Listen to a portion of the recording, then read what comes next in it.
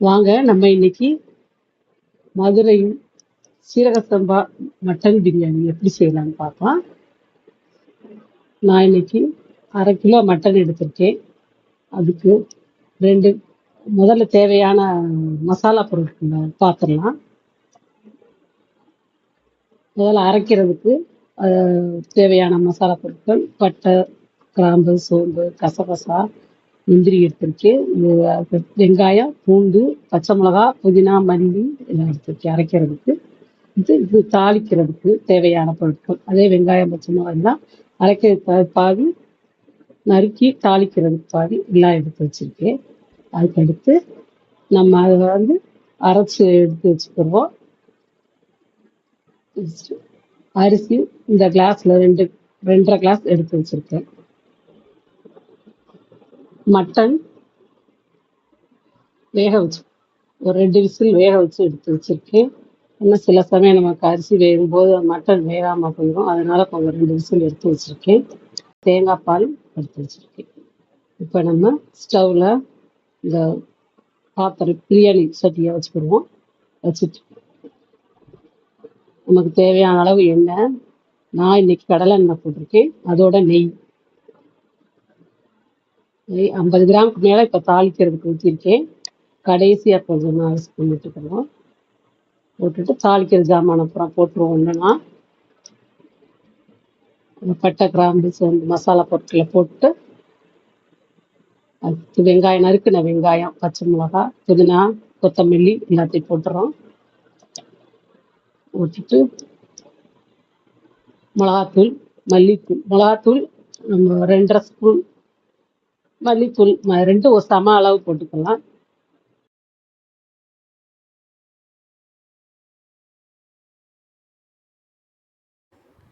நம்ம இப்போ அரைச்சி வச்ச இஞ்சி, புதினா, வெங்காயம், பச்சை மிளகா பேஸ்ட் எல்லாத்தையும் அரைச்சி வச்சதை சேர்த்துக்கிறோம். அடுத்து கறியை போட்டுக்கிறோம்.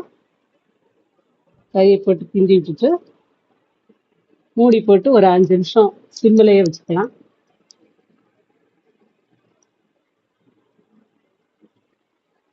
அதுக்கடுத்து எண்ணெய் விட்டு வந்துருச்சு. ஓரளவுக்கு 3/4 பாகம் வெந்துருச்சு மட்டன். ஏற்கனவே நம்ம மேக வச்சு எடுத்துருக்கிறதுனால கரெக்டாக இருக்கும் இந்த பதம். இப்போ நம்ம கறி வேக வச்ச தண்ணியோட 1 கிளாஸ் இருக்கு. அதுக்கப்புறம் தேங்காய் பால் 2 கிளாஸ்க்கு 5 கிளாஸ் வச்சுக்கிறோம் தண்ணி. சீரக சம்பா அரிசியை கழுவி 10 நிமிஷம் ஊற வச்சிருக்கேன் நான். மூடி வச்சிடலாம், தண்ணி கொதிக்கட்டும். எல்லா பக்கமும் கொதி வந்தோடனே நம்ம மூடி எடுத்துட்டு பார்ப்போம். நல்லா எல்லா பக்கமும் கொதி வந்துருச்சு. இப்போ நம்ம அரிசியை போட்டுக்கலாம்.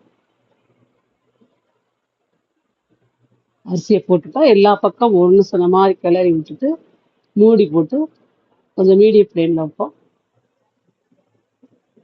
ஒரு 5 நிமிஷம் உடலை கிளறி விட்டுட்டு ஒரு 5 நிமிஷம் வச்சுட்டு 3/4 பாகம் அரிசி வெந்த மாதிரி இருந்தவொடனே கொஞ்சம் தண்ணி சுத்து இருக்கும். அப்போ நம்ம தம் போட்டோம்னா சரியாகும். அடுப்பு கறி இல்லாதனால நான் தேங்காய் சிரட்டையை எரிய வச்சு எடுத்து வச்சிருக்கேன். அதை வச்சு தம் போட்டுருவோம். கடைசியாக லெமன் புழிஞ்சு நெய் விட்டுட்டு கொஞ்சம் வாசனைக்கு புதினா, கொத்தமல்லி போட்டுட்டு இலையை போட்டுருவோம்.